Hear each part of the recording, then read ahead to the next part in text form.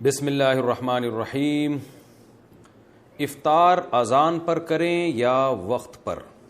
ساجد عزیز نے امریکہ سے پوچھا ہے، روزہ سورج غروب ہونے کے وقت افطار کرنا چاہیے یا اذان ہونے پر کرنا چاہیے، کیونکہ ان میں 2 منٹ کا فرق ہوتا ہے؟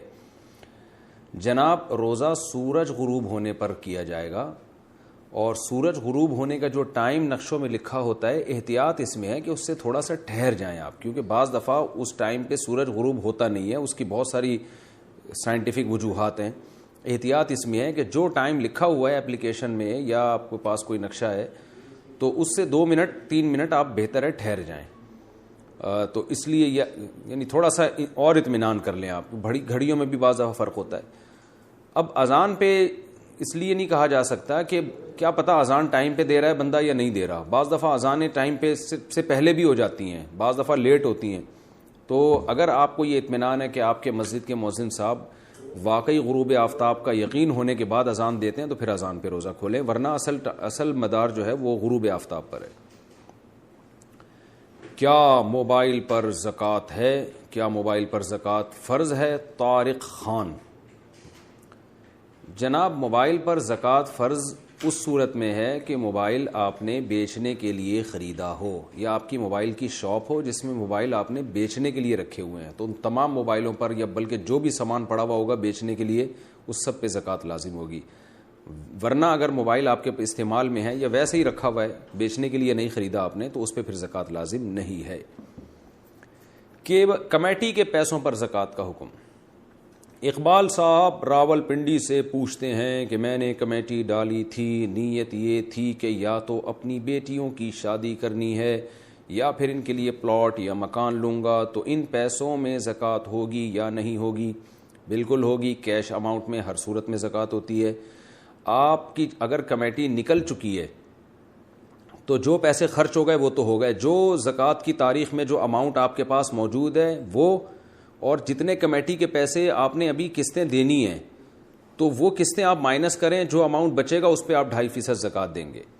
اور اگر آپ کی کمیٹی ابھی نہیں نکلی ہے تو جتنی کمیٹی آپ قسطیں جمع کرا چکے ہیں وہ اصل میں لوگوں کو آپ نے قرض دیا ہوا ہے اور وہ آپ نے واپس لینا ہے، تو اس پوری رقم پر آپ کو زکوٰۃ دینی پڑے گی۔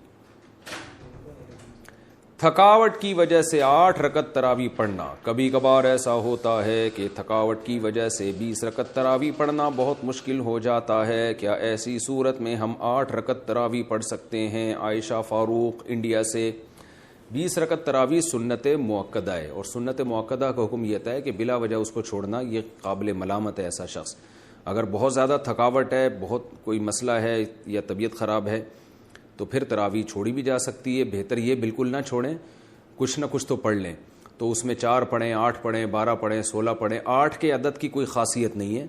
یہ جو بخاری کی حدیث ہے کہ نبی رمضان غیر رمضان میں 8 سے زیادہ نہیں پڑھتے تھے، اس کا تراویح سے کوئی تعلق نہیں ہے جمہور علماء کے نزدیک، بلکہ چاروں فقہا، چاروں اماموں کے نزدیک جو ان کے جو فتویٰ ہے نا، اس سے پتہ چلتا ہے کہ اس کا تراویح سے کوئی تعلق نہیں ہے اس حدیث کا۔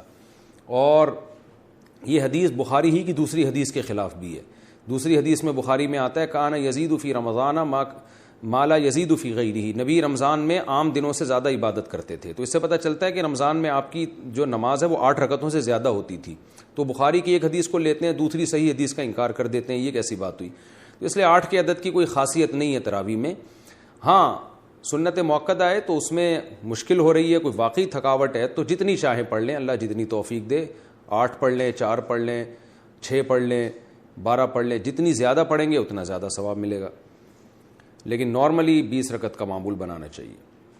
اچھا، یہ 8 رکعت میں یہ بھی ہے کہ اگر تراویح آپ کے لیے کھڑے ہو کر پڑھنا مشکل ہو رہا ہے تو بیٹھ کے بھی پڑھی جا سکتی ہے۔ تھکاوٹ زیادہ ہے تو بیٹھ کے پڑھ لیں آپ، تو 20 پوری کر لیں لیکن بیٹھ کے کر لیں، تو یہ بھی بہتر ہے۔